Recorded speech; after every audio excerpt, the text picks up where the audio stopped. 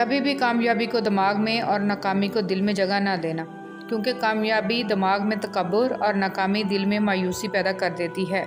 پریشان ہونا انسان کے انسان ہونے کی دلیل ہے، لیکن پریشان رہنا انسان کا اللہ پر یقین نہ ہونے کی دلیل ہے۔ ہر عمل کا ایک مکافات عمل ہے اور یہی اللہ کا قانون ہے، اس لیے صبر کرو اور اللہ کا انصاف دیکھو۔ خوبصورتی تو ختم اور تبدیل ہو جاتی ہے، لیکن سیرت نہ تو ختم ہوتی ہے اور نہ تبدیل۔ صحبت انسان کے کردار پر کافی اثر انداز ہوتی ہے، اس لیے ہمیشہ کسی اچھے انسان کی صحبت اختیار کیجیے تاکہ دنیا کے ساتھ آخرت بھی سنور جائے۔ کون کہتا ہے کہ اللہ نظر نہیں آتا؟ میں نے دیکھا ہے اسے میرے گناہوں کی پردہ پوشی کرتے ہوئے اور میری دعا قبول کرتے ہوئے، میرے گناہوں کے باوجود مجھے رزق دیتے ہوئے اور مشکلوں میں میرا حوصلہ بڑھاتے ہوئے۔ میں نے دیکھا ہے اس کو میرے لیے وسیلہ بناتے ہوئے جو میرے گمان میں بھی نہ تھے۔ پہلے تعلیم سے تم موڑ دیے جاؤ گے، پھر کسی جرم سے تم جوڑ دیے جاؤ گے۔ ہاتھ سے ہاتھ کی زنجیر بنا کر نکلو، ورنہ دھاگے کی طرح توڑ دیے جاؤ گے۔ انسان کو کچھ ایسے اعمال کرنا چاہیے جنہیں کوئی نہ جانتا ہو، جیسے پوشیدہ صدقہ، رات کی نماز، خوف الہی سے گرنے والے آنسو، استغفار، ذکر اذکار، تسبیح و تحلیل۔ اللہ تعالی ہم سب کو اچھے اعمال کرنے کی توفیق عطا فرمائے، آمین۔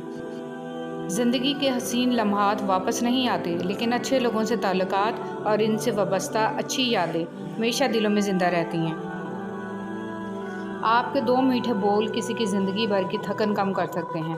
مسکرائیے، نفرتوں کے جہان میں محبتوں کو فروغ دیں۔ جس چیز کا کبھی ہم خیال بھی نہیں لانا چاہتے، جب وہ حقیقت بن کے سامنے آتی ہے تو ہم چپ چاپ سہ جاتے ہیں۔ ہم اپنی برداشت سے ناواقف ہیں، لیکن ہمارا رب جانتا ہے ہم کن کن چیزوں کا سامنا کر سکتے ہیں۔ اللہ کسی شخص کو اس کی برداشت سے زیادہ تکلیف نہیں دیتا۔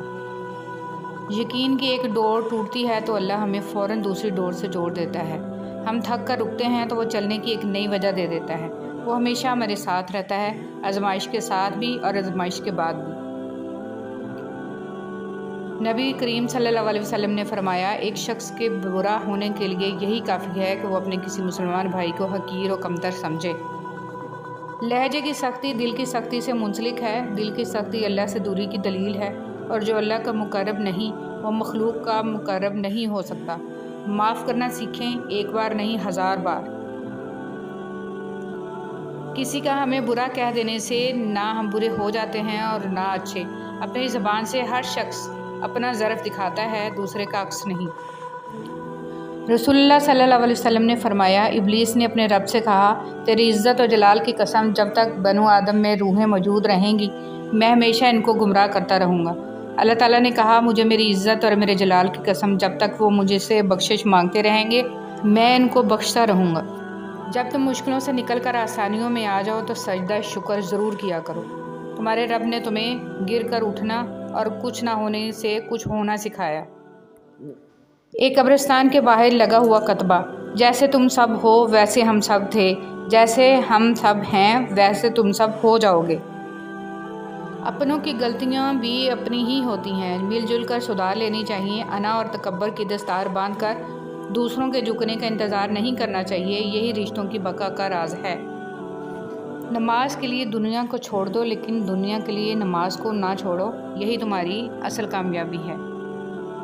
زندگی کے حسین لمحات واپس نہیں آتے، لیکن اچھے لوگوں سے توقعات اور ان سے وابستہ اچھی یادیں ہمیشہ دلوں میں زندہ رہتی ہیں۔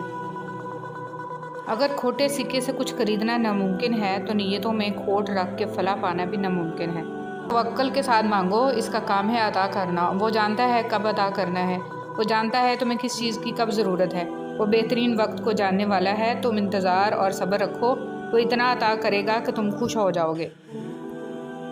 وہ محبت جس کا مقام اس دنیا کے تمام رشتوں میں پائی جانے والی محبت سے عرفہ ہے، وہ محبت ماں کی محبت ہوتی ہے۔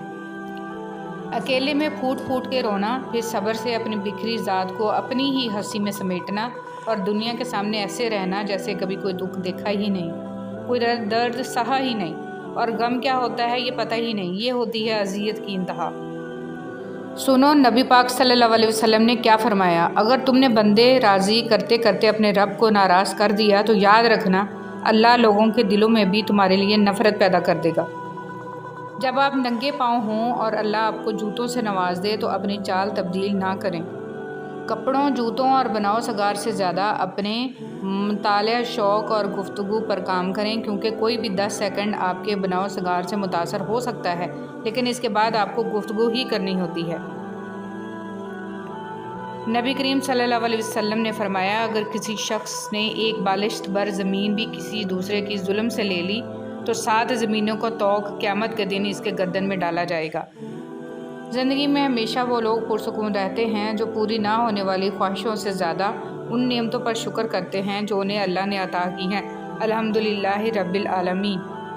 جب کبھی تمہارا دل بنا کسی وجہ سے اداس ہو جائے تو سمجھ جاؤ کہ تمہاری روح خدا کا ذکر مانگ رہی ہے۔ بے شک اللہ کے ذکر سے ہی دلوں کو سکون حاصل ہے۔ بسم اللہ الرحمن الرحیم۔ قرآن پاک بار بار کہتا ہے، نا امید نہ ہو، کمزور نہ پڑو، غمگین نہ ہو، بے شک اللہ ہر چیز پر قادر ہے۔